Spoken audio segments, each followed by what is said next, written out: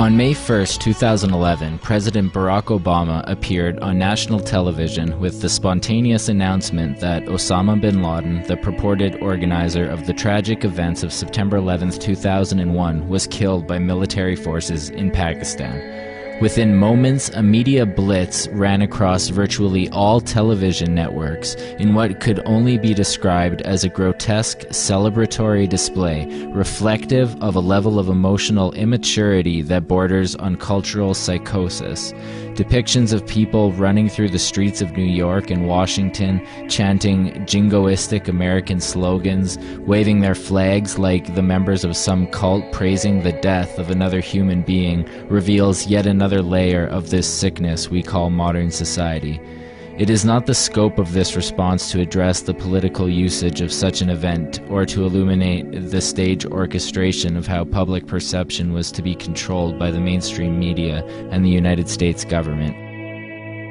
Rather, the point of this article is to express the gross irrationality apparent and how our culture becomes so easily fixed and emotionally charged with respect to surface symbology, rather than true root problems, solutions or rational considerations of circumstance.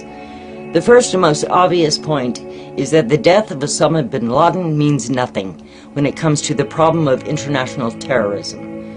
His death simply serves as a catharsis for a culture that has a neurotic fixation on revenge and retribution.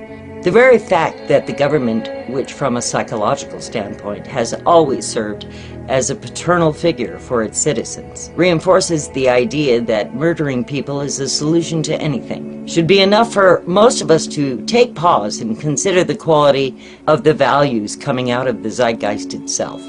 However, beyond the emotional distortions and tragic, vindictive pattern of rewarding the continuation of human division and violence comes a more practical consideration regarding what the problem really is and the importance of that problem with respect to priority. The death of any human being is of an immeasurable consequence in society. It is never just the death of the individual. It is the death of relationships, companionships, support, and the integrity of familial and communal environments. The unnecessary death of 3,000 people on September 11, 2001 is no more or no less important than the deaths of those during the world wars, via cancer and disease, accidents, or anything else. As a society, it is safe to say that we seek a world that strategically limits all such unnecessary consequences through social approaches that allow for the greatest safety our ingenuity can create.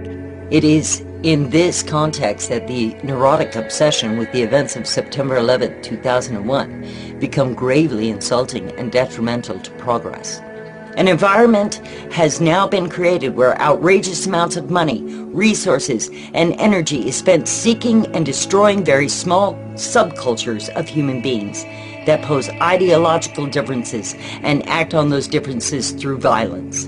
Yet in the United States alone, each year, roughly 30,000 people die from automobile accidents, the majority of which could be stopped by very simple structural changes. That's 10 9/11s each year. Yet no one seems to pine over this epidemic. Likewise, over 1 million Americans die from heart disease and cancer annually, causes of which are now easily linked to environmental influences in the majority. Yet, regardless of the over 330 9/11s occurring each year in this context, the governmental budget allocations for research on these illnesses is only a small fraction of the money spent on anti-terrorism operations. Such a list could go on with regard to the perversion of priority when it comes to what it means to truly save and protect human life, and we hope there are many out there who can recognize the severe imbalance we have at hand with respect to our values. So coming back to the point of revenge and retribution, this response will conclude with a quote from Dr. Martin Luther King, likely the most brilliant, intuitive mind when it came to conflict and the power of nonviolence. On September 15, 1963, a Birmingham, Alabama church was bombed, killing 4 small girls attending Sunday school.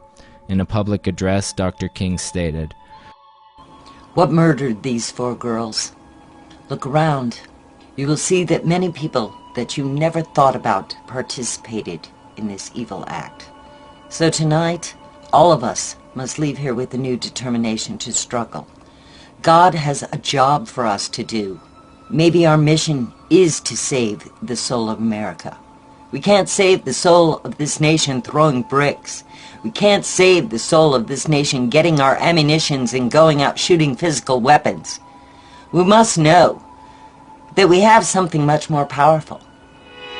Just take up the ammunition of love.